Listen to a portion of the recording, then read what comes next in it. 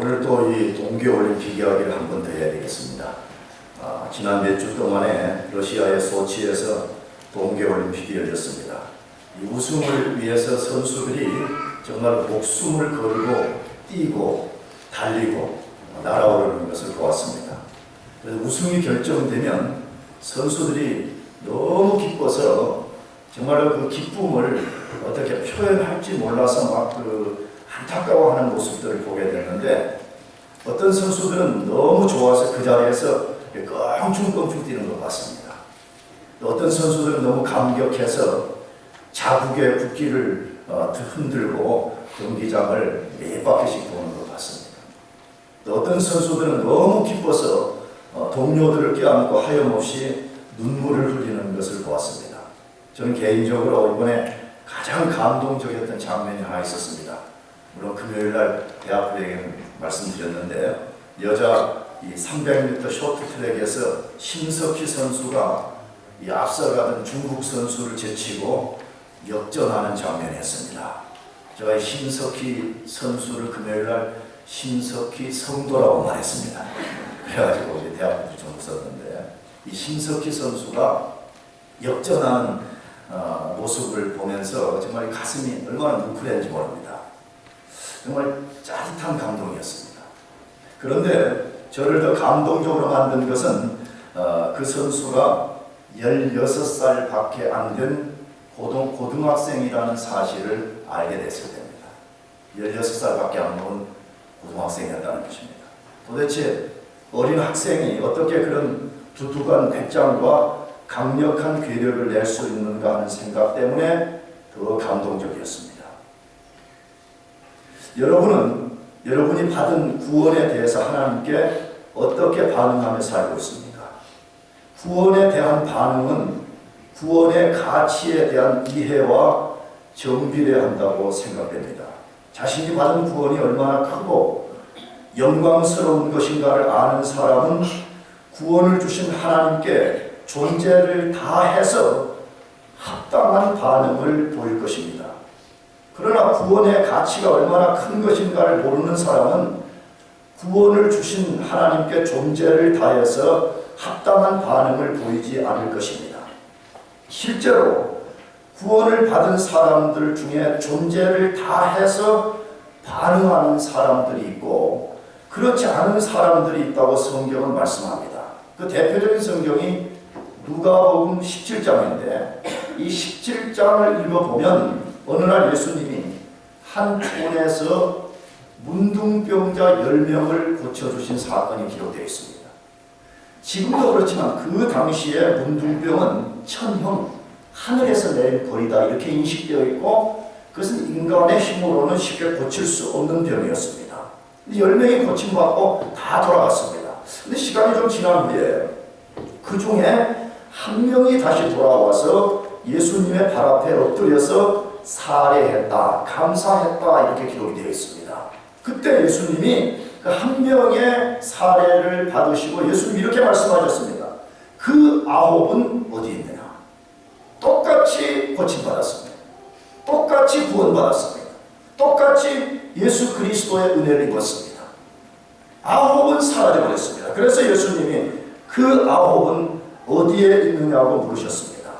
예수님은 구원받은 사람이 이 구원에 합당한 반응을 하기를 원하신다는 것을 우리가 알아차릴 수 있습니다. 오늘 본문에 대홍수 심판에서 구원받은 노아가 하나님께 반응을 하고 있고, 이 노아의 반응에 대해서 하나님이 반응하시는 장면을 기록해 놓았습니다. 그 반응들의 좀 더 구체적인 내용이 무엇입니까? 노아는 방주 안에서 무서운 홍수의 심판을 피하고 약 1년 만에 하나님의 명령에 의해서 가족들과 함께 방주 밖으로 나왔습니다. 그리고 제일 먼저 가족들과 함께 한 일이 단을 쌓고 그 단에 하나님께 제사를 드렸더라라고 되어 있습니다. 나가서 하나님은 노아의 제사를 받으신 후에 어떤 반응을 보이셨는가를 거기 소개하였는데, 두 가지 반응을 보이셨다 그렇게 되어 있습니다. 첫 번째로는 하나님이 다시는 세상을 물로 심판하지 않겠다고 선포하신 것입니다. 두 번째 반응은 땅이 존재하는 동안에는 씨를 뿌리고 거두고 사계절이 지속되고 낮과 밤이 계속될 것을 선포하셨습니다. 땅이 지속되는 동안, 다시 말하면 지구의 종말이 오기 전까지는, 그 말이죠. 지구의 종말이 오기 전까지는 하나님이 세상을 어떻게 유지하실 것인가를 스스로 지금 선포하고 계시는 것입니다. 그렇다면 노아의 반응과 하나님의 선포를 기록해 놓은 오늘 본문의 교훈은 뭐냐, 이게 도대체 우리에게 무엇을 말씀하기 위해서 이 본문의 사건을 기록해 놓았는가 하는 것입니다. 그 교훈은 구원받은 성도들이 나타내야 될 합당한 반응에 대한 교훈입니다. 구원받은 성도들은 어떻게 살아야 되나요? 구원받은 성도들은 그 구원에 합당한 어떤 반응을 보이며 살아야 되는가, 이것을 소개하는 것입니다. 그렇다면 구원받은 성도가 나타내야 될 합당한 반응이 무엇일까요? 오늘 본문에 세 가지를 우리에게 말씀합니다. 첫 번째로는 구원의 은혜에 대하여 주님께 감사와 희생으로 예배해야 된다고 말씀하고 있습니다. 구원받은 성도는 그 구원에 대하여서 늘 주님께 감사와 희생으로서 예배해야 된다, 이것을 말씀하고 있습니다. 노아가 방주 밖으로 나왔을 때 상황은 어떠했을까요? 한번 상상해 봅시다.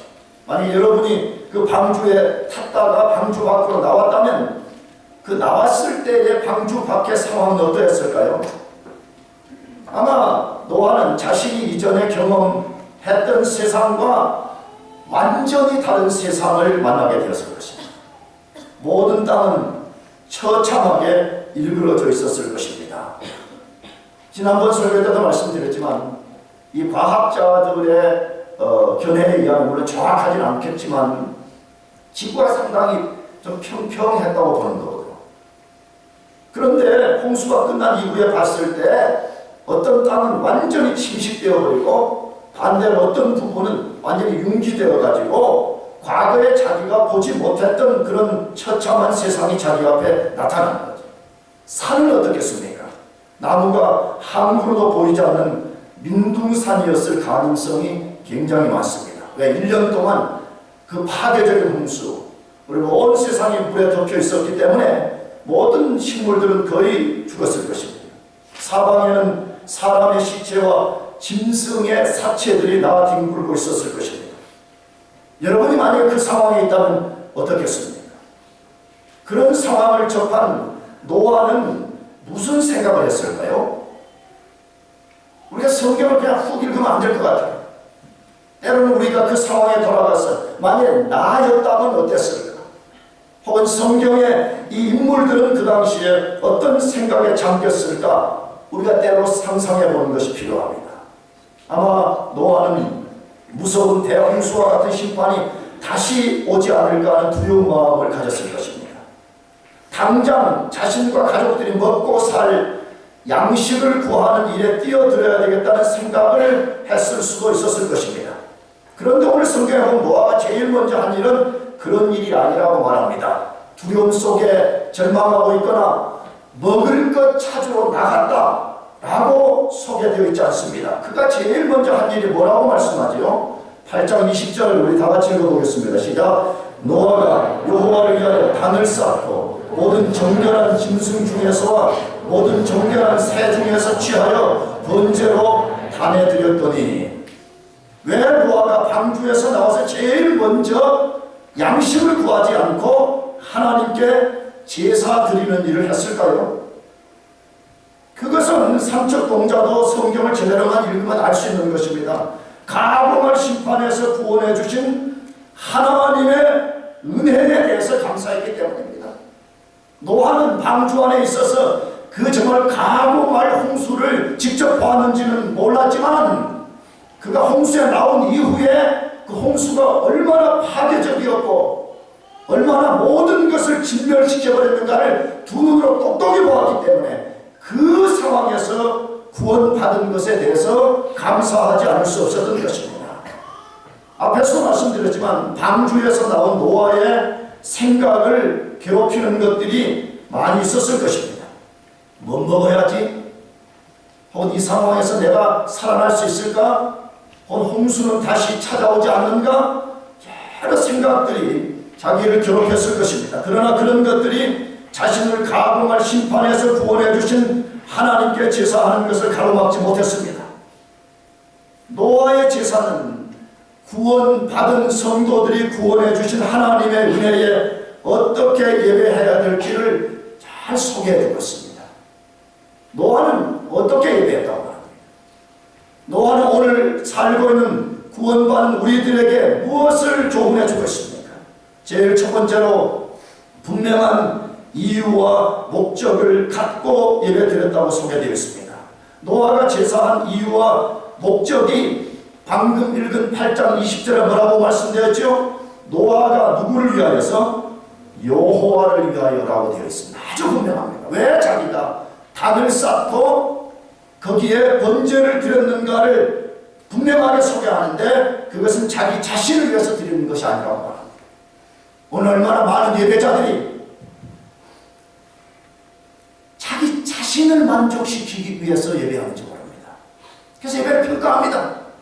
내가 가서 하나님께 어떤 예배를 드려서 하나님을 얼마만큼 영화롭게 했는가 거기에는 관심이 없고 내가 오늘 그 예배에 만족되었는가 안 되었는가. 그래서 대부분 사람들이 예배가 좋았다 안 좋았다의 평가 기준은 뭐지요?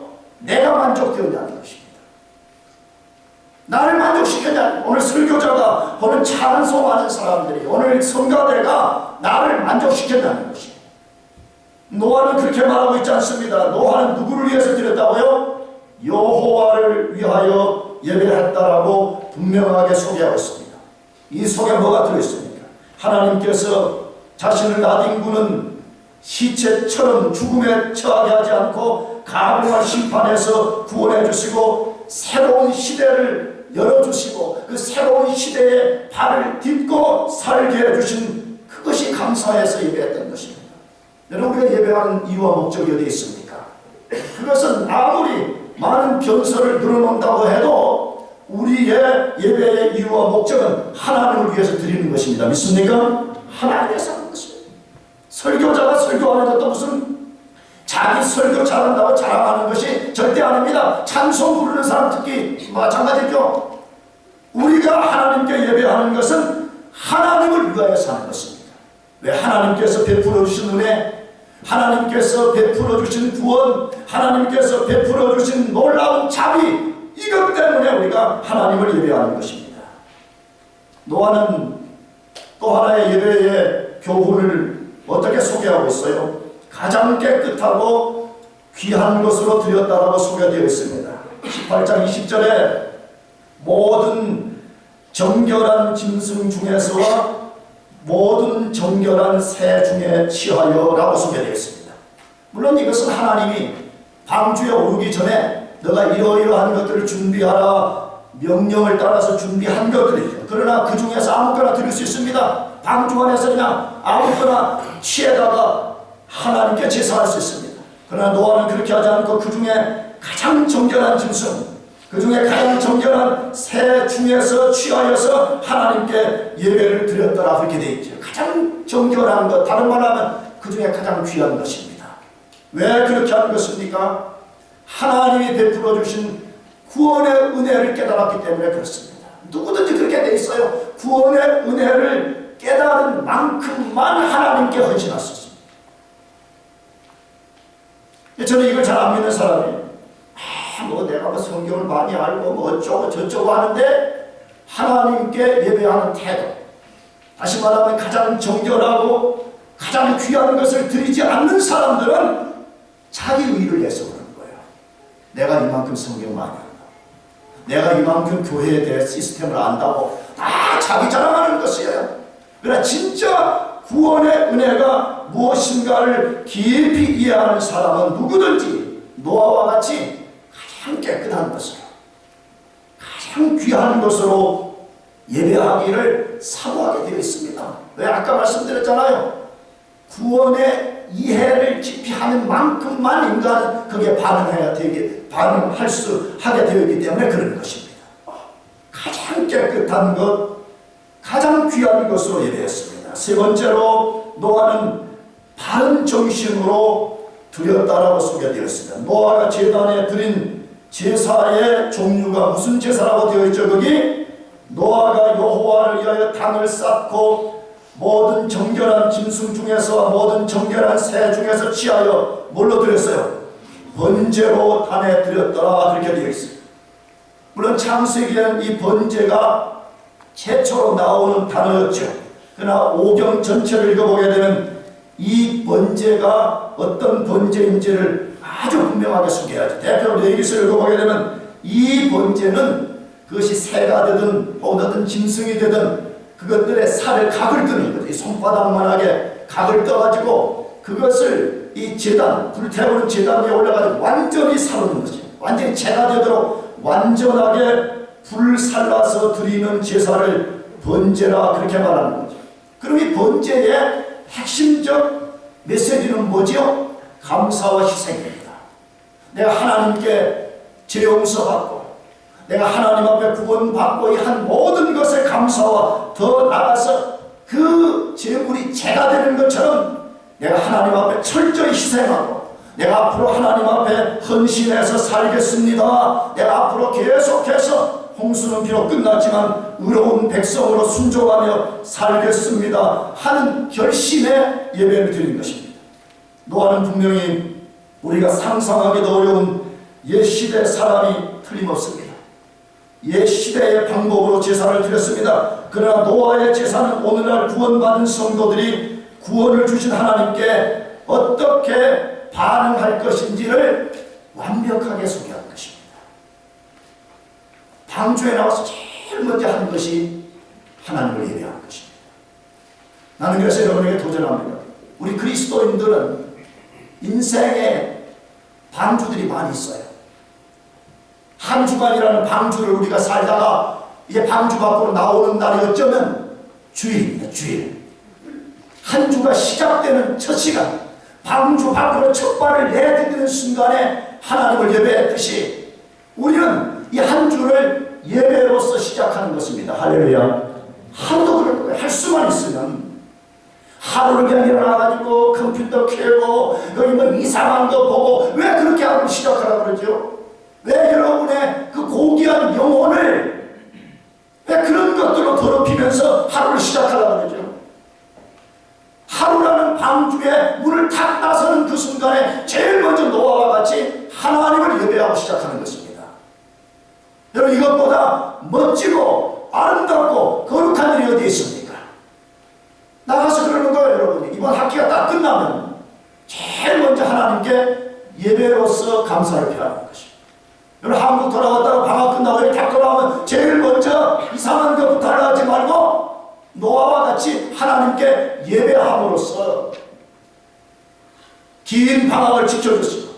이번 학기를 새롭게 시작하신 하나님 감사합니다. 내 하나님께 완전히 헌신해서 이번 학기도 순종하고 의롭게 살고 하나님을 영화롭게 하며 살겠습니다. 이 다짐을 하면서 시작하길 바랍니다. 여러분, 그게 노아를 통해서 보여주는 하나님의 교훈인 것입니다. 노아의 제사는 우리가 예배할 때 어떤 내용을 가져야 할 것인지를 완벽하게 소개하는 말씀입니다. 감사합니다. 제일 삶의 우선을 예배에 두라, 그렇게 말씀하시는 거죠. 그래서 시편 50편 23절은 이렇게 말씀합니다. 감사로 제사를 드리는 자가 나를 영화롭게 하나니 그 행위를 옳게 하는 자에게 내가 하나님의 구원을 보이리라. 누가 하나님을 영화롭게 만든다고요? 뭘로 제사하는 사람? 감사로 노아처럼 제사하는 자가 하나님을 영화롭게 할 것이라고 분명하게 말씀하고 있습니다. 사랑하는 교우 여러분, 하나님이 여러분에게 베풀어 주신 구원과 삶의 모든 은혜에 대하여 예배로서 응답하기를 축복합니다. 두 번째로, 구원받은 성도가 나타내야 될 합당한 반응은 무엇인가 하는 것입니다. 인간의 죄성에 대한 주님의 평가와 섭리를 잘 이해하면서 살아가야 됩니다.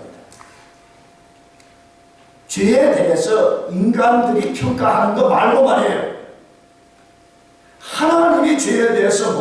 평가하는지를 잘 이해하고 그 죄에 대해서 하나님이 어떤 프로비던스를 나타내시는지를 잘 이해하면서 살아가라고 말씀합니다. 노아는 예배에 대한 좋은 본을 보여주었습니다.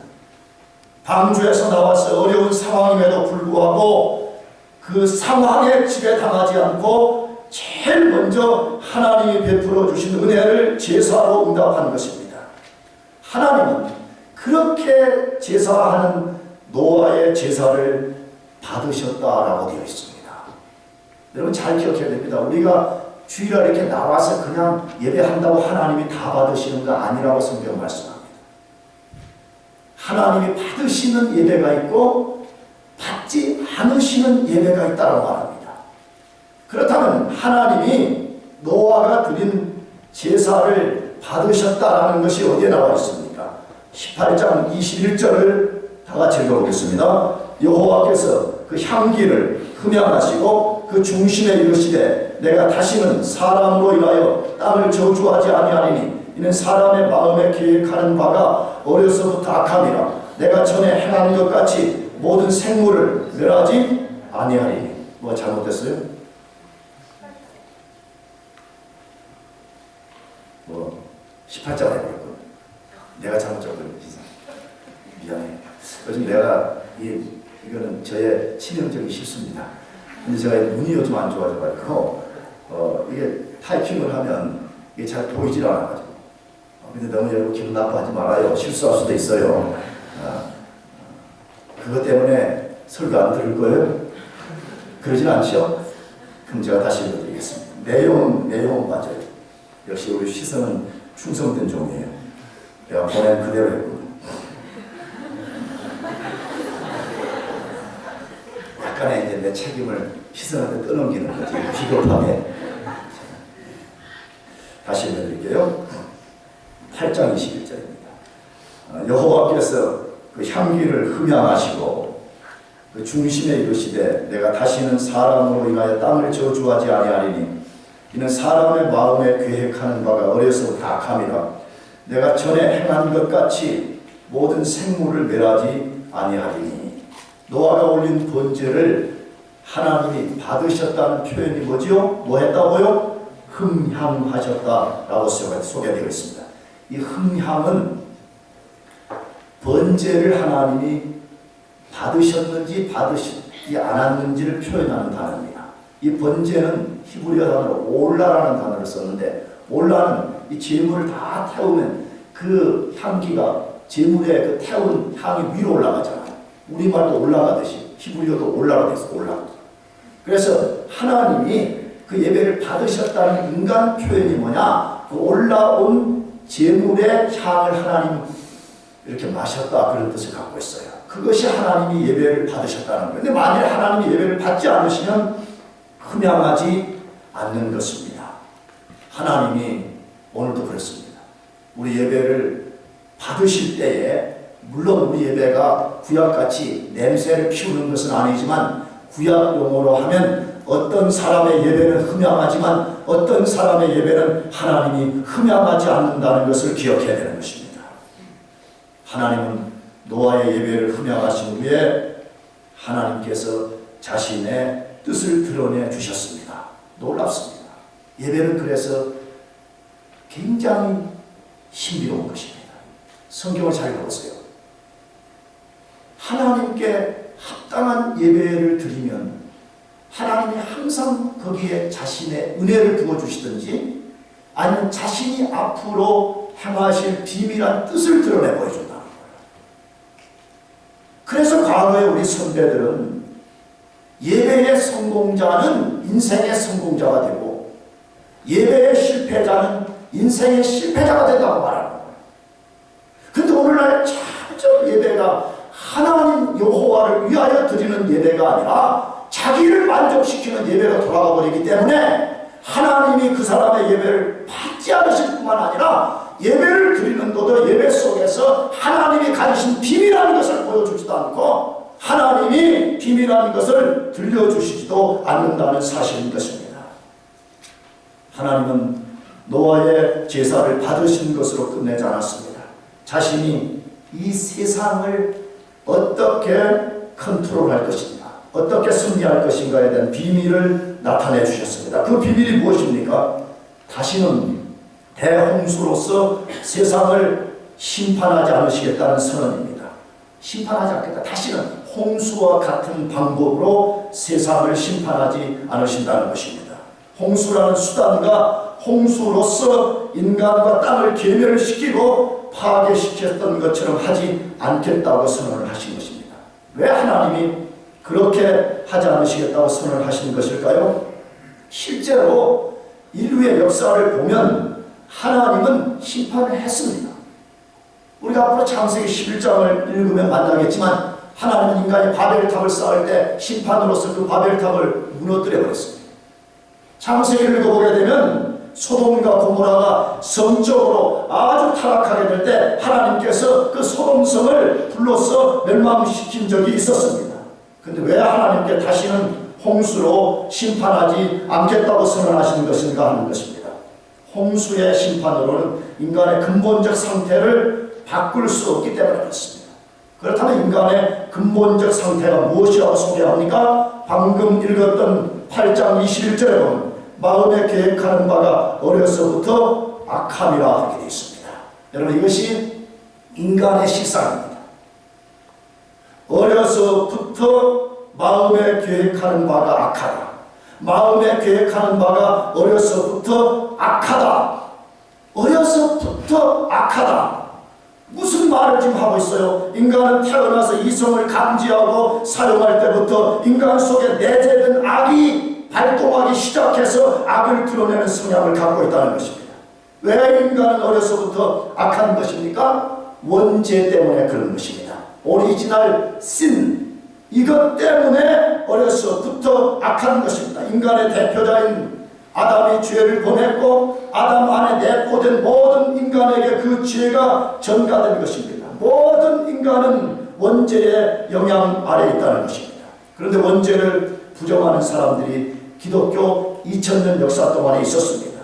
그러나 성경은 원죄는 분명히 존재한다고 증거하고 있습니다. 성경에 너무 많은 레퍼런스들이 있습니다. 대표적으로 두 구절만 읽어보려고 해요. 다같이 예레미야 17장 9절 다같이 시작. 만물보다 거짓되고 심히 부패하는 것은 마음이라 누가 능히 이를 알리오마는. 만물보다 거짓되고 심히 부패하는 것은 마음이라 누가 능히 이를 알리오마는이라고 말씀합니다. 성경은 아주 분명합니다. 성경은 절대 물타기 하지 않습니다. 성경은 인간에 있는 상태 그대로를 소개하는데 인간은 만물보다, 이 우리가 보는 만물보다 심히 뭐하다고요? 부패한 존재들이라고. 사실이에요. 나무들이 남 시기하는 거 봤어요? 나무들이 질투하는 거 봤어요? 나무들이 뒤에서 남 욕하는 거 봤어요? 본 사람 있으면 나한테 전화해줘. 그리고 조금 발전해서 여기 가로로 동네 돌아다니는 사슴들이 자기들끼리 모여서 뒷담화하는 거 봤어요?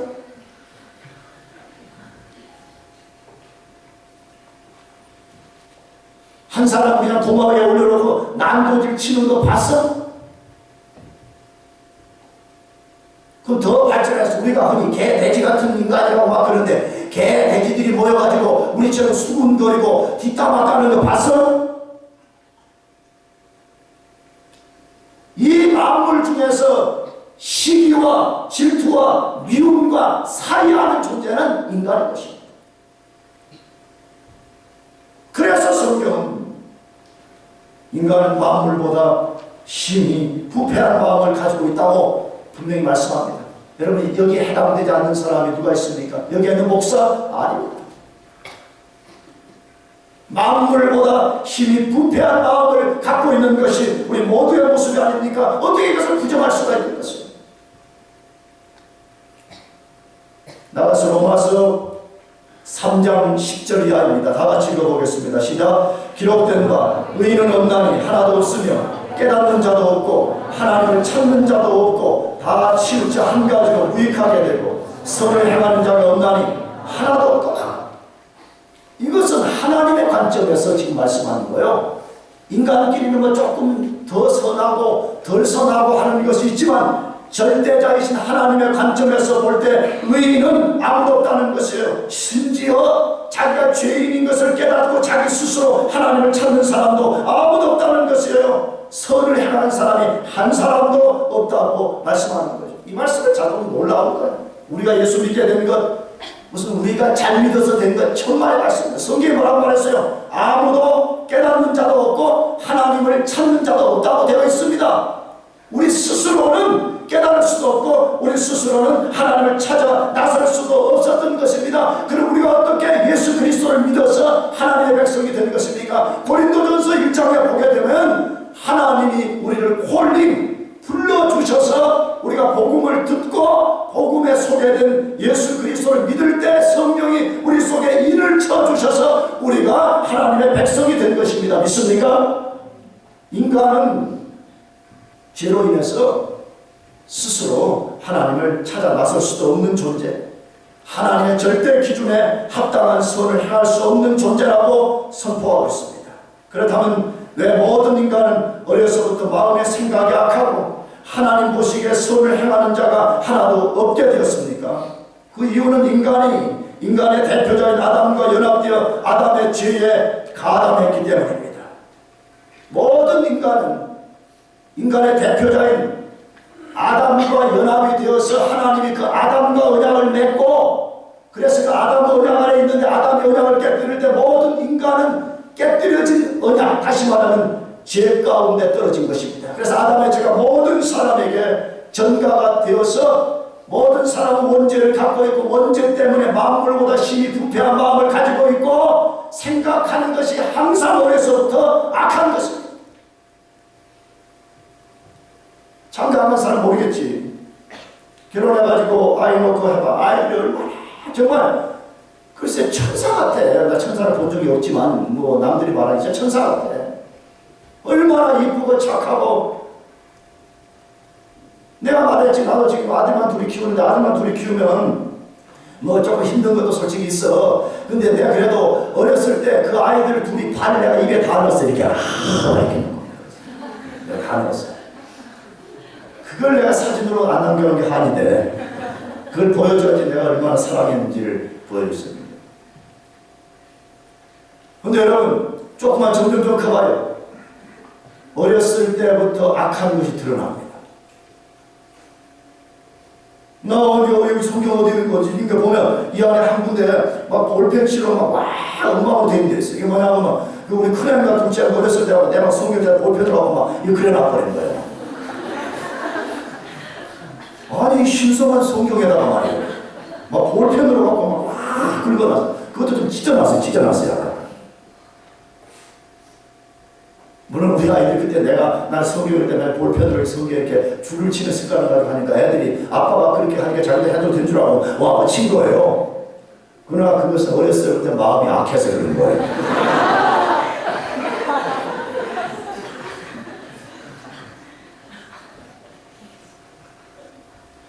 모든 인간은 아담으로부터 전가된 아담의 죄에 가담한 것으로부터 온 그 원죄를 갖고 있는데 이 원죄는 홍수 같은 외부의 심판으로 해결될 수가 없다는 것입니다. 그래서 하나님이 이제는 인간 문제를 해결하기 위해서 홍수 같은 심판을 다시는 안 보낸다는 그런 것으로는 인간의 근본적 문제를 해결할 수가 없다는 것이죠. 그러면 하나님의 방법은 뭐라는 거예요? 이 죄를 쉽게 말하면 완전히 씻어내버릴 이 방법을 하나님이 보내시겠다는 거예요. 그것이 바로 예수 그리스도를 보내시는 것입니다. 믿습니까? 예수 그리스도가 십자가에서 우리의 죄를 대신 처벌받으시고 그 대신 처벌받은 그것을 공의의 하나님께 우리의 죄값으로 지불함으로써 죄의 얽매였던 우리가 자유케 된 것입니다.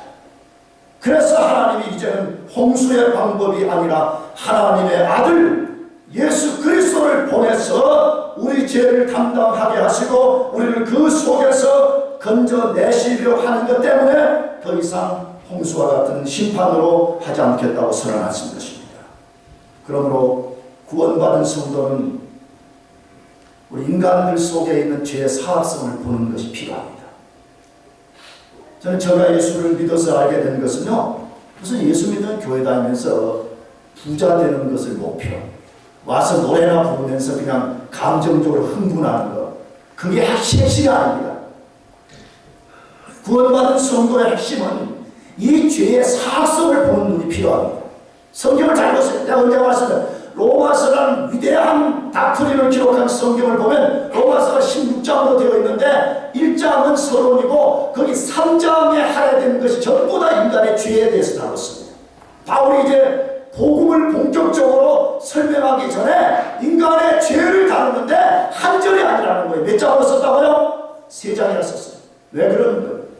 인간이 자기 안에 있는 사악한 죄성을 똑바로 보기 전에는 예수 그리스도의 필요성을 못 느낀다. 자기 안에 죄의 사악성이 얼마나 큰 것인지를 모르니까 십자가에 달린 예수 그리스도만이 자기의 유일한 구세주라는 것을 보지 못한다는 거예요. 그러니까 교회 생활하면서 그냥 예수 믿는 걸로 교회 나가서 노래 좀 부르고 뭐 밥 좀 먹고 친구들하고 뭐 수다 좀 떨고 그런 것이 예수 믿는 거 아니야라고 생각한다는 거예요. 그렇지 않다는 거예요. 구원받은 성도는 인간 속에 숨겨져 있는 죄의 사악성을 볼 수 있는 눈을 갖고 동시에 우리에게는 소망이 없다는 것을 아는 것입니다. 아, 내 안에는 소망이 없구나. 나 자신에게는 절대 소망이 없다는 것을 깨닫고 내 밖에 십자가에 달리신 예수 그리스도 그분을 바라보고 예수 그리스도 그분을 의지하는 데 있습니다. 할렐루야. 이것이 하나님의 성입니다. 마지막 세 번째로 구원받은 성도는 어떤 합당한 반응을 보여야 되는가 하는 것입니다. 불안한 세상에서 주님의 신실한 성품과 약속을 의지하며 살아야 됩니다. 이 불완전한 세상 속에서 자꾸 그 불완전한 세상에 휩쓸려서 이리 갔다 저리 갔다 그렇게 하지 말고 주님의 신실한 성품과 그 신실한 성품으로부터 나오는 약속만을 의지하고 살아야 되는 것입니다. 노아의 제사를 흠양하신 하나님께서 자신이 세상을 향해 갖고 계신 두 번째 비밀을 드러내 주셨습니다. 그것이 무엇이죠? 창세기 8장 22절입니다. 이번에는 정확하겠네요. 그렇죠? 같이 읽어보겠습니다. 시작. 땅이 있을 동안에는 심음과 거둠과 추위와 더위와 여름과 겨울과 낮과 밤이 쉬지 아니하리라. 왜 방주에 나온 노아의 제사를 받으시고 하나님이 이 선언을 했을까 하는 것입니다. 왜 하나님이 8장 22절에 이 말씀을 선언하셨을까 하는 것입니다. 이 선언의 말씀은 대홍수 사건 이후에 전혀 새롭게 발표된 사실이 아닙니다. 처음으로 이런 현상이 나타날 것이라고 말씀하신 것이 아닙니다. 이미 이런 현상에 대해서 창세기 1장 14절에서 말씀했습니다. 하나님이 가라사대 하늘의 궁창에 광명이 있어 주야를 나뉘게 하라. 또 그 광명으로 하여 징조와 사시와 일자와 연한이 이루라 라고 말씀했습니다.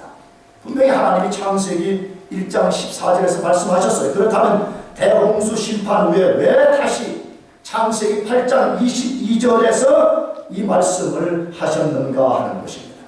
하나님이 어떤 말씀을 하실 때는 분명히 이유가 있기 때문입니다. 그 이유가 무엇일까요? 홍수 전과 홍수 후가 완전히 바뀌어 버렸기 때문이었습니다. 다시 말하면 아주 급격하게 변화된 환경 때문이었습니다. 노아와 그의 가족들은 달라진 환경을 아주 분명하게 느꼈을 것입니다. 그들 앞에 나타난 세상은 이전의 세상과 완전히 다를 뿐만 아니라 두려운 세상이었을 것입니다. 어떤 면에서 두려운 세상이었을까요? 이미 몇 주 전도 말씀드렸지만 홍수가 시작되었을 때 땅은 지진과 화산의 폭발로 아주 격렬하게 요동했습니다. 사실이에요. 왜냐하면 땅에 샘이 터졌더라 그렇게 돼 있죠.